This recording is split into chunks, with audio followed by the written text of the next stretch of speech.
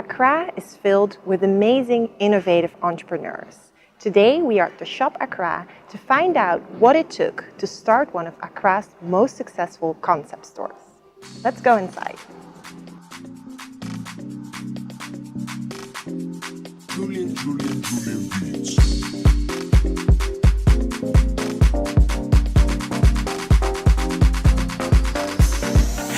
So thank you so much for having us. We are at the Shop Accra today. So can you explain to us what exactly is the Shop Accra? Okay. Well, the Shop Accra is a creative space. We actually call it the creative experience, and it has different avenues of it. It has a composition of the shop that basically stops all creative people that make actual things. Okay. So it could be something very creative, from an art piece to I don't know, the chairs we're sitting on.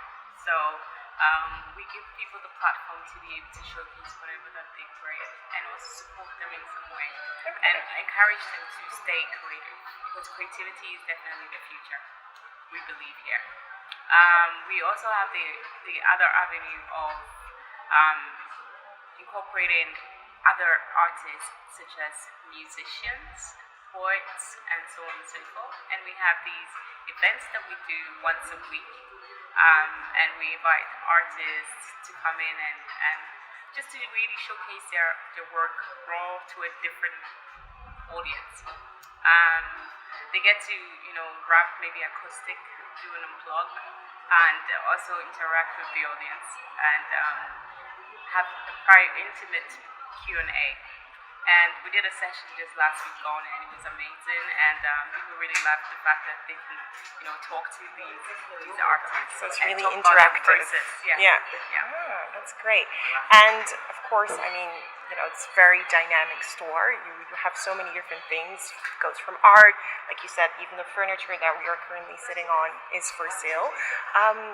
What is it that you say people come here for? What is it that they want when they come here? Yeah, I think what they want to be inspired.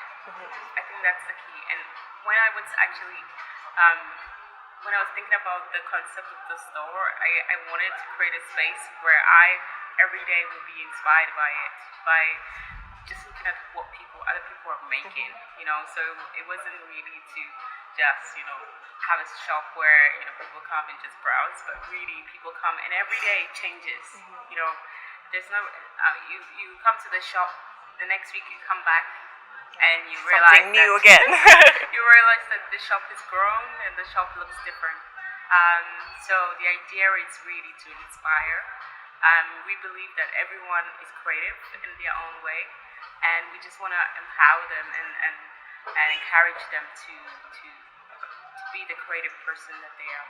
See, and in addition to, all this kind of amazing, inspiring environment, you also decided to serve food. Yes. And I think there's a little bit of a story behind that. Yes, there is.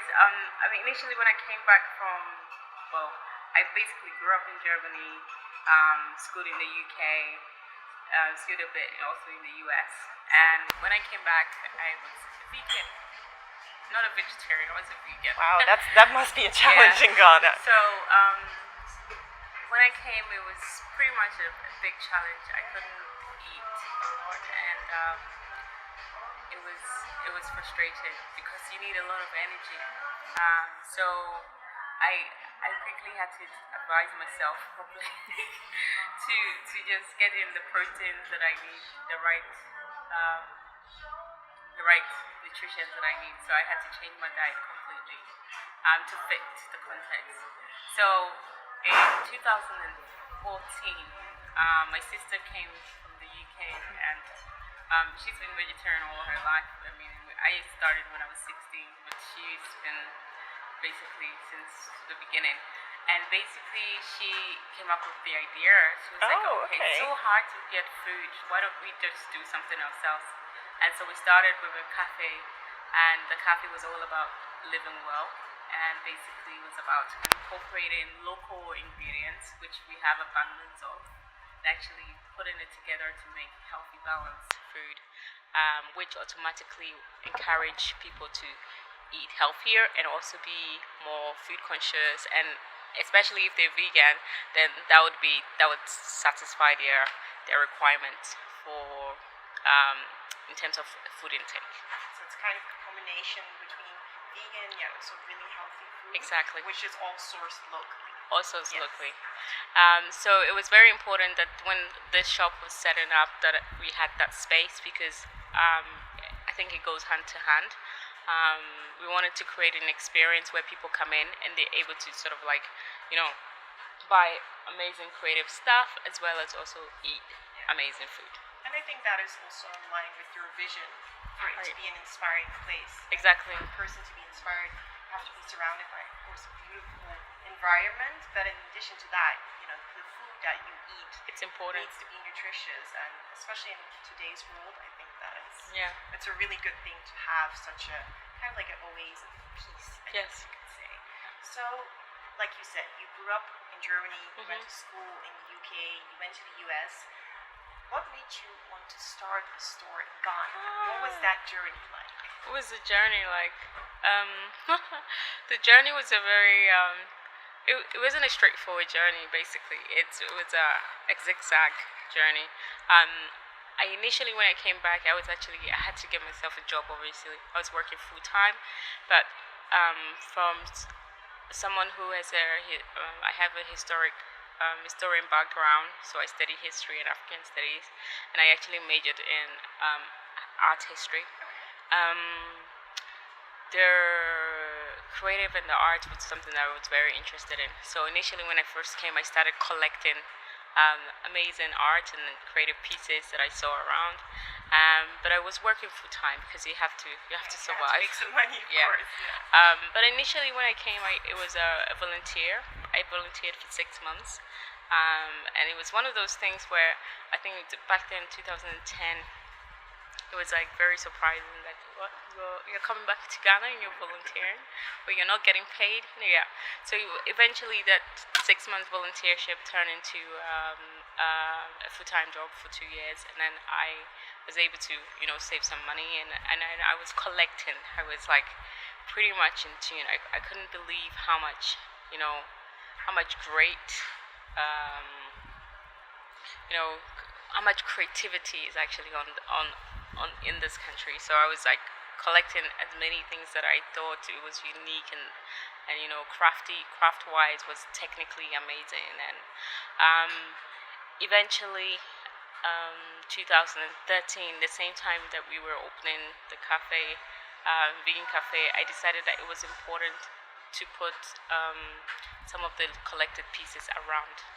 So it started basically as it a started- cafe, and then you wanted yeah, to kind of yeah, decorate and yeah. add some And now, art. right now, we're basically at the stage where we're trying to balance all of it out, and this is the outcome of it. Yeah. Well, I have to say, you've done really well. Thank you. I can imagine it must have been difficult as well at times. What do you find most challenging?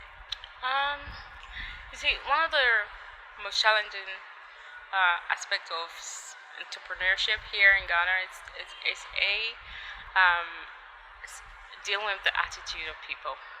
When you're setting something new that people are not really familiar with, at the beginning of it, it's very hard because people don't understand, they don't see your vision, and it's very, very hard to actually communicate your vision to another person. But eventually, what I've discovered so far is that sometimes I've realized the Ghanaians are actually quite visual people. So if you have an idea or create a creative idea in your head, the best way is to implement it for people to actually see. It's seeing is believing, right? So they would see, and then they'll be able to basically understand it. But if they can't see it, then it's very, very That's not real. yeah, it's not real. So one of the things that we basically wrote on our board over there is that I came to the conclusion that I believe that a lot of people are imaginative here, but they're not creative. Creative is the process of actually taking that idea and manifesting it into life. I think that's what all these people are doing. They're taking an idea that they have in their head, and they're not stopping with the idea, but they are actually bringing it to life, and that's the great part. That's why we call them creatives. Um, Otherwise, I think we are all very imaginative, and we do imagine have a lot of ideas, but we really need to just implement it to add to the contribution of creation. Yeah. And what do you see in the future like? I mean, you've already managed to create an amazing store, which consists of different components. You have the food, you have the art, you also have artists that come here and perform. Do you see this going into many other countries in Africa, like Nigeria, Kenya, or do you want to take it back to Europe? What is your vision? Yeah. Well, the vision is for it to go global.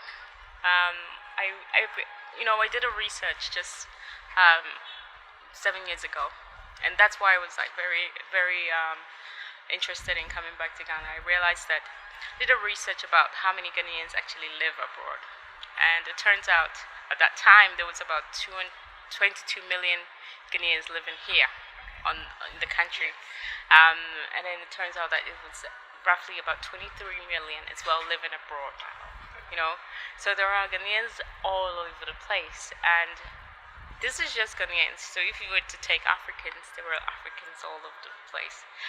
So it's important for us to be able to, have a space where people, creative minds, can actually come together and be able to, have an interaction and put something together that actually, inspire other cultures. Because I think our culture is also one of the most practical cultures that in the world, and we need to be able to package it in a way that inspire other people.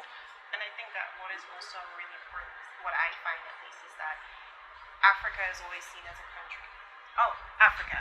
Where did you go on a holiday? I went to Africa, but there are 54 countries. Yeah. And I think that what I like about your store and the vision that you have is that you also showcase kind of the differences between cultures, but also the differences in terms of techniques, in terms of prints. Yeah. I think it's very, apart from Africa, a lot of people have a very generic image of what it is and what it should be like. But I hope that with your store, that is also something that you can represent, basically. And that's what we're hoping to do by creating all these, hopefully going global, meaning we will take the concept to other places, such as, other African countries such as Nigeria. So we would really want to be in Lagos, and that's something that we are looking into. And then also, Europe is also another market that we definitely want to look into. We are basically And you're more than we're welcome on the to way. join us. Yeah. In specifically Holland, it's actually because we find that Holland is one of the most liberal European countries. I lived in Europe most of my life, and I go to Holland a lot, and I feel like the shop concept will fit in quite nice, or quite well with Holland. There's also, we've had a lot of customers, come from New York, and obviously Imagine they New York would be an they amazing feel place. New York also would be a great space for it. So we're really looking at how to expand it globally, and all of these places are places that we are looking into. Yeah. So if people would like to follow the shop, what is the best channel? Should we go on Instagram? Should we go on Facebook? Yeah. Hopefully not Twitter, but Nah. which one is the best? So the best is Instagram. Okay. Because it's more of a visual shop. So the best is definitely Instagram. You'll be able to see all the pictures and the videos that pop up on a daily basis. Facebook is also very interactive. But those two, and then we have a very interactive website coming up. Okay. Where we want to also be able to engage creatives that want to be part of the shop but don't physically, are not physically not able to be with us here in Accra, but maybe are creating things and sending it over, but the production is actually here.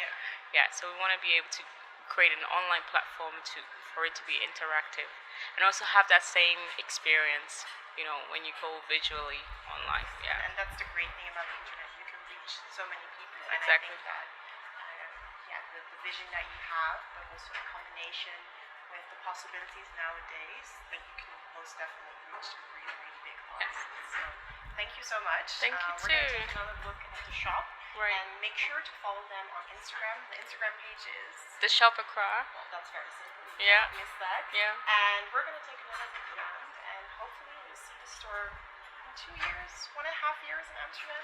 Oh, maybe in 1 year. Maybe in 1 year. Even. See how, like, she thinks big. Yeah. Yeah.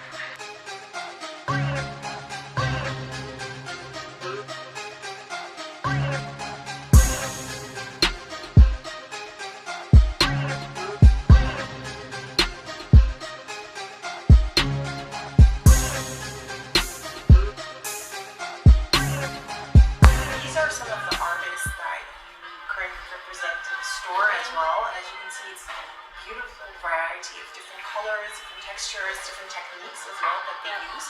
Can you tell us a little bit about the artists and their vision? Okay. So, there's about, I think here there's about 6 different artists here.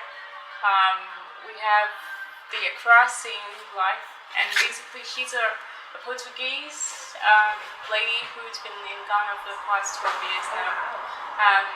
She takes pictures. She actually takes pictures of what's happening on the road outside. So these kids are kids that are playing on the road, with scraps and things like that. And then she takes the pictures and then she takes it back to her house and put it on a computer and digitally edit it. Wow, it's really And this is what comes out of it. It looks like she just painted it herself. Exactly, it looks like she just painted it herself. The other one is there. We have this is a Senegalese artist who depict African couples. So, and he called this the big man syndrome. So basically, you can see that there are different couples, and in terms of how the man or the woman is positioned, it tells you who is the rich. The rich. Yeah, who is richer. So if the woman is in the front, that means the woman is more prominent than the man. But if the man is in the front, then that means the man is more prominent. So that's how it goes around the picture. And then we have this Alifu, who makes this Ashanti painting. And then this 3 over there is by the same artist. This lady here, who is actually a singer, but she makes these cards. But the very thing unique about this is that it's a Ghana humor. You know, it's a humor. You can see the tree as well. So this, for example, it says there's a fufu and a jollof fried in.